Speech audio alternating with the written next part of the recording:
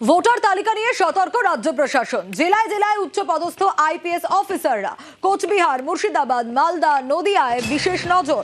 আইন শৃঙ্খলা রক্ষায় চূড়ান্ত সতর্ক পুলিশ। কি কি ব্যবস্থা নেওয়া হচ্ছে আরো বিস্তারিত এই বিষয়ে জানবো।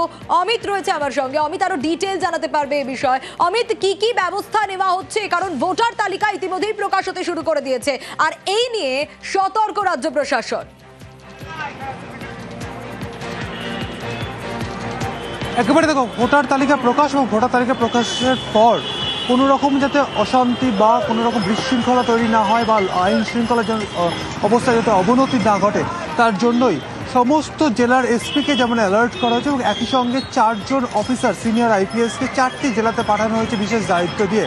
তারা সেই জেলায় পৌঁছে সেখানকার আইন শৃঙ্খলা পরিস্থিতির ওপর নজর রাখবেন। সেক্ষেত্রে কোচবিহারে পাঠানো হয়েছে সুনীল যাদবকে, মালদায় পাঠানো হয়েছে এডিজি পদমর্যাদা অফিসার অজয় নন্দকে, মুর্শিদাবাদে পাঠানো হয়েছে রশিদ মুনির খানকে এবং নদিয়া জেলায় পাঠানো হয়েছে গৌরব শর্মাকে।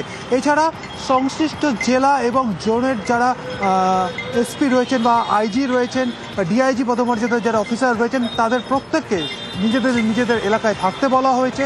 ব্যাটালিয়ানের যে সমস্ত ফোর্স রয়েছে তাদেরকে অ্যালার্ট থাকতে বলা হয়েছে, তাদের সদর যে হেডকোয়ার্টার যা রয়েছে সেখানে থাকতে বলা হয়েছে এবং একই সঙ্গে সমস্ত জায়গার এসপি বা সমস্ত জেলার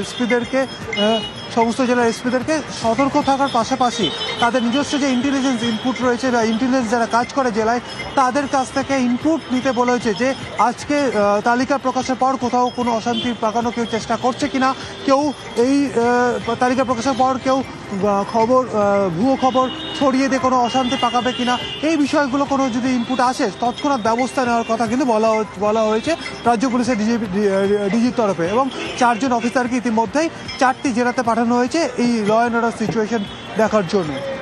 বেশ।